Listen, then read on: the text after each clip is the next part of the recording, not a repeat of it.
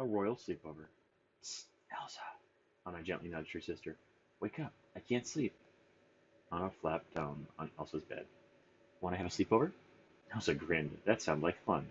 Elsa headed to the kitchen to get snacks. When she got back to her room, she found Anna digging through the closet. Ah, Anna cried. I knew it was here. Anna held up an old book. Her parents had read it to the sisters every night. Elsa looked around. It had been a long time since she'd had a sleepover. So, what should we do first? She asked. Anna was ready. How about we build a fort like when we were kids? Anna stacked piles of blankets around the room, making lookouts and hidden caves. Meanwhile, Elsa created icy tunnels and snowy turrets. Suddenly there was a knock at the door. It was Olaf. The sisters invited the little snowman to join them. Soon the friends were happily playing. Olaf was a natural at pick up sticks, and Anna was great at a work of art. How about a scary story? Elsa suggested. Anna went first. Using her spookiest, most dramatic voice, she told the story of Harry Hooligan. Suddenly, a sad whine echoed through the room. Ooh! The cry sounded like it was coming from outside the castle.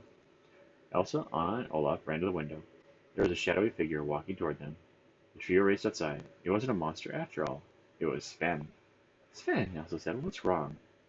You couldn't sleep, could you? Anna asked. You could come to our sleepover, Olaf said. Soon the group was happily settled in Elsa's room. How about another story? Elsa suggested.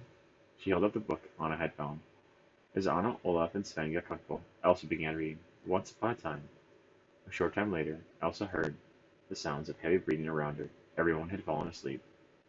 Finally, Elsa climbed into bed. Then, with one last look at Anna and her friends, Elsa too drifted off to sleep. Love you. Night.